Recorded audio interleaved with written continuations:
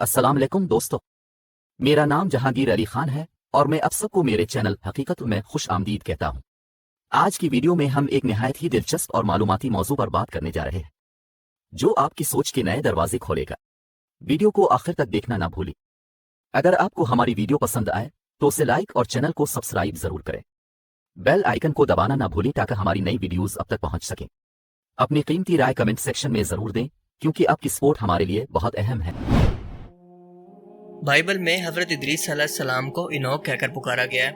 आप पर नाजिल होने वाली किताब बुक ऑफ इनोक इंतहाई पुरस्कार है और इसके अंदर कुछ ऐसे राज और पहेलियां मौजूद हैं जिनसे आज तक पर्दा नहीं उठाया जा सका, क्योंकि ये सब राज और पेशन गोइयां आज की मौजूदा तौरात, अंजील और कुरान के दावों के खिलाफ जाती हैं। इसीलिए हज़रत इदरीस अलैहिस्सलाम पर नाजिल होने वाले इन सहीफों को मुस्तनद ना होने की वजह से किसी आसमानी किताब के साथ शामिल नहीं किया गया। खसूसन बाइबल या तौरात के अंदर, जिनके अंदर और भी कई अंबिया कराम पर नाजिल होने वाले सहीफे शामिल हैं। ये किताब शुरू होती है ज़मीन पर आबाद दो मखलूकात को वार्निंग देने से, यानी एक तो इंसान और दूसरे वॉचर्स, जिन्होंने उस वक्त के अंदर बदकारी, खून रेजी, जादू, इंसानी तख्लीक को बदलने जैसे गुनाहों को आम किया हुआ था। इस किताब का कुछ हिस्सा 1947 के अंदर डेड सी स्क्रोल से भी दरियाफ्त हुआ था। आज से 200 साल पहले ये किताब दुनिया के सामने मंजर आम पर आई थी, जो कि हज़रत ईसा अलैहिस्सलाम की पैदाइश से भी 200 साल पहले किसी शख्स ने लिखी थी। यानी ये अपनी असली हालत के अंदर मौजूद नहीं थी, बल्कि इसे किसी ने इदरीस अलैहिस्सलाम से लिखकर मंसूब किया हुआ था, जिसके सच्चा और झूठे होने की कोई गारंटी नहीं है। क्रिश्चियन कैलेंडर की शुरुआत के तकरीबन 100 साल के बाद, यानी 100 ईस्वी के अंदर इस किताब को तौरात और अंजील दोनों से निकाल दिया गया, क्योंकि ये कुछ ऐसी पेशन गोइयों का जिक्र करती है जिसके मुतालिक ना चर्च के पास कोई जवाब था और ना यहूदी रबियों के पास, और इस्लाम इस वक्त तक आया नहीं था। कुरान करीम की 2 सूरतों के अंदर हज़रत इदरीस अलैहिस्सलाम का जिक्र आया है। एक तो सूरह मरियम की आयत 55 के अंदर, जहां पर अल्लाह ने आपको सच्चा नबी कहा है। दूसरा सूरह अल अंबिया की आयत 85 और 86 के अंदर, जहां पर इस्माइल अलैहिस्सलाम और जुल्कफील अलैहिस्सलाम के साथ आपको भी सब्र करने वाला और नेक बख्त कहा गया है। बाइबल के मुताबिक आपका नाम ज़ौक था और आप हज़रत आदम अलैहिस्सलाम के तीसरे बेटे शीस के बेटे अनूश की नस्ल में से हैं। आपके वालिद का नाम था यादर। आपका एक बेटा भी था जिसका नाम था मतुशालिख। इदरीस अलैहिस्सलाम हज़रत नूह अलैहिस्सलाम के परदादा भी हैं और आपने 365 साल की उम्र पाई और फिर अपने मादी जिस्म के साथ आसमान पर उठा लिए गए। आप हज़रत आदम अलैहिस्सलाम के 500 साल के बाद इस दुनिया में तशरीफ लाए और आप पर 30 आसमानी सहीफे नाजिल हुए।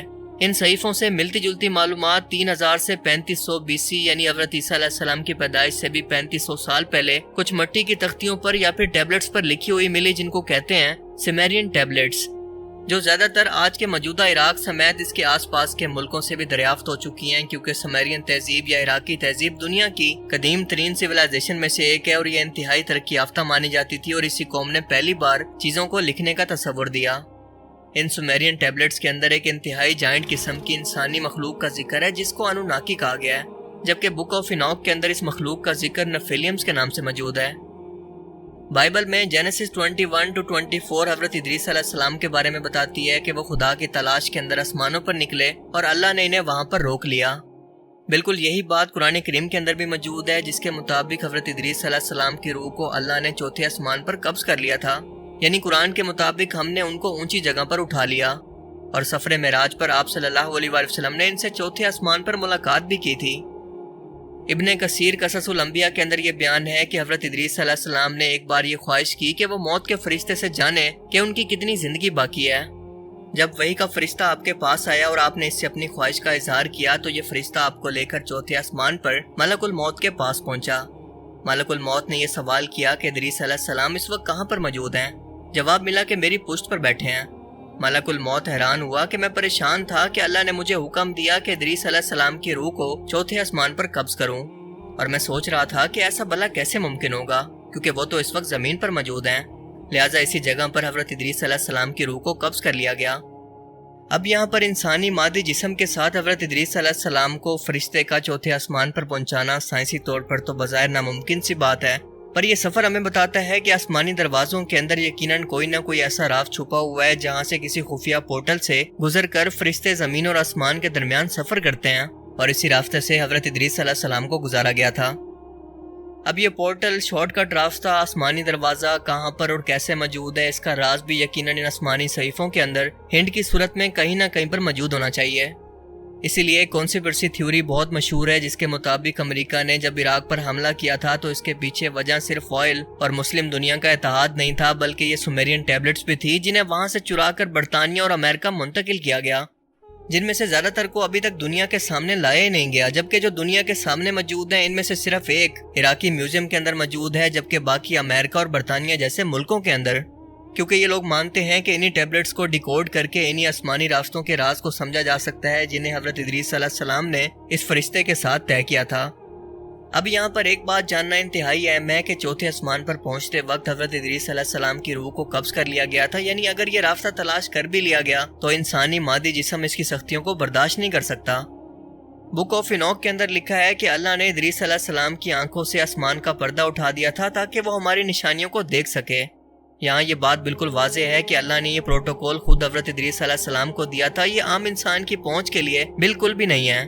यानी अगर आज का इंसान इस राज को जान भी ले तो वो पर्दा इसकी आंखों के सामने बिल्कुल ऐसे मौजूद रहेगा जैसे दुनिया के बाकी इंसानों के लिए। अब ये पर्दा मौजूदा ब्लैक होल्स भी हो सकते हैं, कोई आसमानी दरवाजा या फिर कोई portal, Wallah Alam. Book of Enoch को 5 हिस्सों के अंदर तकसीम किया गया है, जिसके अंदर काफी हैरत अंगेज दावे किए गए हैं और पहला हिस्सा इसका कहलाता है बुक ऑफ वॉचर्स, जो 300 कबले मसीह के अंदर लिखा गया था। और इसके अंदर बयान होता है कि आसमान पर मौजूद कुछ फरिश्ते जिन्हें वॉचर्स कहते हैं, हजरत इदरीस अलैहिस्सलाम के वालिद के जमाने के अंदर जमीन पर इंसानी शक्ल के अंदर एक पहाड़ पर उतरे और ये तादाद में 200 थे। इनके सरदार फरिश्ते ने बाकी 199 से ये वादा लिया कि हम सब मिलकर इंसानों की नस्ल को बिगाड़ेंगे, इन्हें नए नए गुनाह सिखाएंगे। लिहाजा इन्होंने तरह तरह के गुनाह यानी इंसानी तख्लीक को बदलना, इंसान और जानवर का मिलाप करवाना और फहाशी को फैलाना सिखाया। असला यानी तलवारें, ढालें और जेवर बनाकर बनना संवरना सिखाया, जो कि इंसान इससे पहले नहीं जानते थे। बुक ऑफ इनोक के मुताबिक अज़ाज़ील यानी शैतान ने इंसानों को तलवारें, खंजर और ज़िरा बनाना सिखाया ताकि वो आपस में लड़कर एक दूसरे का कत्ल करें। इसी ने इंसानों को कीमती धातों और जेवरात के बारे में बताया ताकि वो खुद को संवार सकें, जिससे बुराई और बदकारी फैली। इसी ने इंसानों को मूर्तियां बनाना सिखाया, जिसने बाद में नूह अलैहिस्सलाम की कौम के अंदर दोबारा से शिर्क व बुत परस्ती और नए नए गुनाहों की बुनियाद रखी। इसी मखलूक ने इंसानी औरतों के साथ जिनसी ताल्लुकात भी कायम किए, जिससे इंसानी जायंट पैदा हुए जिन्हें नफिलियम्स कहते हैं। ये जिसामत में इंतहाई लंबे और इंतहाई ताकतवर थे और इनकी उम्रें भी बहुत लंबी थी। इन्होंने बाकी तमाम इंसानों का शिकार करके इन्हें खाना और ख़त्म करना शुरू कर दिया, यहाँ तक कि ये किसी जानवर को भी नहीं छोड़ते थे और इसके बाद ये खुद आपस के अंदर ही लड़कर एक दूसरे को कत्ल करने लगे। इन्हीं वॉचर्स ने इंसानों और जानवरों को मिलाकर कई हैवानी नस्लों को भी बनाया, जिसका सबूत दुनिया के मुख्तलिफ हिस्सों से मिलने वाली ऐसी मूर्तियां हैं जो कि इस बात की तस्दीक करती हैं, क्योंकि इनके अंदर वाज़े तौर पर यह देखा जा सकता है कि इनका आधा जिस्म इंसानी है और आधा किसी जानवर का है। अब सोचने की बात यह है कि आज से तकरीबन 10,000 साल पहले के इंसानों को इस सब के बारे में कैसे पता था। बुक ऑफ इनोक के अंदर इन फरिश्तों का इंसानी औरतों से जिनसी ताल्लुक कायम करने का जो वाकया बयान किया गया है वो इसलिए भी इलॉजिकल है क्योंकि फरिश्तों में कोई जिन्स ही नहीं होती। इंसानों की तरह इनके अंदर मेल फीमेल का तस्वुर नहीं होता, जबकि जिन्नात के अंदर ये जिन्स पाई जाती है और वो इंसानों पर आशिक होकर इनसे ताल्लुक भी कायम कर सकते हैं। लिहाजा ये तमाम बातें कुरान करीम के मुताबिक अज़ाज़ील यानी शैतान और इसके साथ शैतानी जिन्नात पर बिल्कुल फिट होती हैं, क्योंकि फरिश्तों के बारे में कोई ये तस्वुर ही नहीं कर सकता कि वो खालिक अल्लाह को छोड़कर इसकी मखलूक यानी जिन्नात की फरमाबरदारी करें। कौम आद जो कि हज़रत नूह अलैहिस्सलाम की चौथी नस्ल से थे, खजूर के दरख्तों जितने लंबे और ताकतवर थे और इनकी नस्ल नेफिलियम्स की नस्ल की बाकियात थे, जिन पर अल्लाह की नाफरमानी की वजह से दर्दनाक अजाब आया, क्योंकि इन लोगों ने हूद अलैहिस्सलाम की तालीमात का इनकार किया था।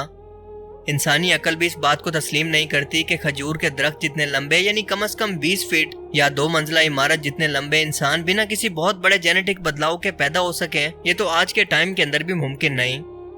और कुरान पाक भी इन तमाम दावों को यूं रद्द कर देता है कि ये फरिश्तों का सरदार इब्लीस या शैतान कोई फरिश्ता नहीं था बल्कि एक जिन था, और जाहिर है कि इसके सिवा किसी और को इंसानी नस्ल से दुश्मनी भी क्यों होगी।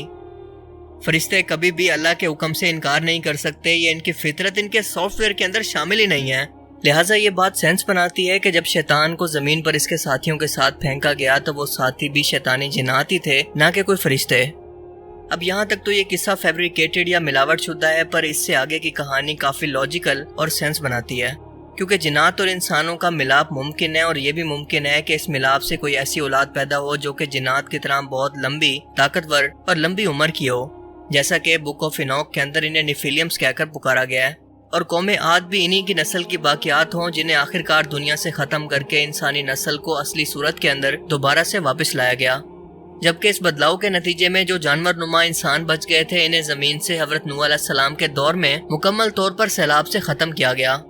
بائبل اور قرآن کے اندر واضح طور پر یہ بیان ہے کہ اسے یعنی نوح علیہ السلام کو ہر ایک صاف جانور یعنی چنے ہوئے جانوروں کا جوڑا کشتی کے اندر رکھنے کا حکم دیا گیا تھا، جس کا مطلب ہے کہ ایسے جانور جو اس ملاپ کا شکار نہیں ہوئے تھے بلکہ اپنی اصلی صورت کے اندر باقی تھے، تاکہ ان جانوروں کی اصل کو بچا کر باقی تمام انسانی ہائیبرڈ یا انسانی حیوانوں کو اللہ تعالیٰ زمین سے ختم کر دے۔ جیسے پانی سے کسی چیز کو دھو کر صاف کیا جاتا ہے، بالکل اسی طرح سے اس ناپاکی کو اللہ نے زمین سے پاک کر کے اس کو دھو دیا۔ بک آف انوک کے چیپٹر 37 سے 71 کو بک آف پرووربس کہا جاتا ہے، جس کے اندر قیامت کے دن سرکش اور نافرمان بادشاہوں اور قیامت تک آنے والے واقعات کا ذکر کیا گیا ہے۔ اس چیپٹر میں ایک اہم شخصیت کا قیامت سے پہلے آنے کا ذکر ہے، جسے سن آف مین یعنی انسان کا بیٹا، مسیح یا چنا ہوا کہا گیا ہے، یعنی حضرت عیسیٰ علیہ السلام۔ اس کتاب کا تیسرا والیوم کہلاتا ہے ایسٹرونومیکل بک۔ اس کے 4 حصے 1947 کے اندر فلسطین کے ڈیڈ سی اسکرول سے ملے تھے۔ کتاب کا یہ حصہ ستاروں اور سیاروں کی حرکت اور ان کی موومنٹ سے متعلق ہے، وہ علم جو کہ حضرت ادریس علیہ السلام کو آسمانوں کے سفر میں اللہ تعالیٰ نے عطا کیا۔ اس سے یہ بات صاف ہے کہ حضرت ادریس علیہ السلام کا آسمانوں کا یہ سفر ایک بار کا نہیں تھا، بلکہ وہ کئی بار ایسا کر چکے تھے، کیونکہ اللہ نے ان کی آنکھوں سے آسمان کا پردہ مستقل طور پر ہٹا دیا تھا۔ اس کتاب کا اگلا حصہ بک آف ڈریمز کہلاتا ہے، اور اس حصے کے اندر بنی اسرائیل کی تاریخ کے اندر یعنی آنے والے زمانے کی جھلک خوابوں کی صورت میں حضرت ادریس علیہ السلام کو دکھائی گئی ہے۔ ایتھوپین آرتھوڈاکس چرچ کے مطابق کتاب کا یہ حصہ طوفان نوح سے پہلے لکھا گیا تھا۔ اس کا اگلا والیوم کہلاتا ہے میسج آف انوک۔ ماہرین کے مطابق یہ حصہ تقریباً 170 سے 200 قبل مسیح کے اندر لکھا گیا تھا، اور اس کو کئی حصوں کے اندر تقسیم کر کے دنیا کی تاریخ کو 10 ہفتوں کے اندر تقسیم کیا گیا ہے، جن میں سے 4 ماضی اور 3 مستقبل کے بارے میں بتاتے ہیں۔ اگلے حصے کے اندر کچھ نصیحتیں موجود ہیں جو کہ انہوں نے اپنے بیٹے کو کی تھی۔ اس سے اگلے حصے کے اندر ہدایت اور گمراہی کے راستے اور گناہ کرنے کے انجام کے ساتھ ساتھ جنت اور جہنم کا ذکر بھی موجود ہے۔ بالکل اسی حصے کے اندر طوفان نوح کا ذکر بھی ایک پیشن گوئی کے طور پر موجود ہے، جس کا کچھ حصہ ڈیڈ سی اسکرول سے ملا تھا۔ بالکل حضرت ادریس علیہ السلام یا پھر ان سے پہلے حضرت شیس علیہ السلام اور ان سے پہلے حضرت آدم علیہ السلام پر نازل ہونے والے صحیفوں کے بارے میں بھی آج کوئی شخص نہیں جانتا کہ وہ کہاں پر موجود ہیں، کس زبان کے اندر تھے، اور اگر آج کے ٹائم میں مل بھی جاتے ہیں تو اس بات کی کوئی گارنٹی نہیں ہے کہ وہ صحیح بھی ہیں یا پھر فیبریکیٹڈ۔ لیکن جہاں تک بک آف انوک کا تعلق ہے تو اس کے موجودہ نسخے کو حضرت عیسیٰ علیہ السلام کی پیدائش سے بھی تقریباً 200 سال پہلے لکھا گیا، جو اس کے مکمل طور پر سچا ہونے کا ثبوت نہیں ہے۔ اور دوسرا، اس کے اندر موجود دعوے قرآن پاک کی تعلیمات کے خلاف تو ہیں، لیکن ساتھ ساتھ تورات اور انجیل کے بھی خلاف ہیں، اسی لیے ان دونوں کتابوں کے اندر بھی اسے صحیفوں کے طور پر شامل نہیں کیا گیا۔ لیکن جہاں تک آدم علیہ السلام، شیطان اور اس کے جنات کا زمین پر انسانوں کو بہکانا، ان کو گناہ کرنا سکھانا، انسانی تخلیق کو بدلنا اور طوفان نوح کے بعد زمین کو ان گناہوں سے پاک کرنے کی تمام چیزوں کو دیکھیں تو یہ باقی تمام چیزیں ہر عالمی کتابوں سے میچ کرتی ہے۔ لہٰذا اگر ہم قرآن پاک، تورات اور انجیل کو حوالہ بناتے ہوئے بک آف انوک کو ایک پہیلی کی طرح جوڑتے جائیں تو ایک مکمل ٹائم لائن ہمارے سامنے آتی ہے، اور تمام واقعات بالکل ایک پزل کی طرح حل ہوتے نظر آتے ہیں۔ سچ اور جھوٹ بالکل الگ الگ ہو جاتا ہے، اور یہ واقعات بالکل لاجیکل بننے لگتے ہیں، جن کے بارے میں آج کی تاریخ کے اندر جاننا انسانوں کے لیے ضروری نہیں ہے، کیونکہ وہ تعلیمات اسی زمانے کے لوگوں کے لیے تھی۔ لہٰذا قرآن و حدیث کے اندر صرف وہ کچھ بیان کیا گیا ہے جو کہ عبرت کے لیے یا نصیحت کے لیے یا پھر قرآن پاک کی باقی تمام عالمی کتابوں کے ساتھ مطابقت کو یا صرف ایک سورس یا ایک خالق کی طرف سے بھیجے جانے کے دعوے کو سمجھانے کے لیے انتہائی ضروری تھا۔ آئی ہوپ کہ آج کی اس ویڈیو سے آپ کو بہت کچھ نیا جاننے کو ملا ہوگا اور یہ ویڈیو آپ کو پسند آیا ہوگا۔ اگر یہ ویڈیو آپ کو اچھا لگا اور اس سے کچھ نیا جاننے کو ملا تو اس ویڈیو کو ضرور لائک کیجئے، اور اب میں ملوں گا آپ سے ایک ایسی ہی نئی انٹرسٹنگ ویڈیو میں۔ تب تک کے لیے اپنا بہت سا خیال رکھیے گا۔ Thanks for watching this video. اللہ حافظ۔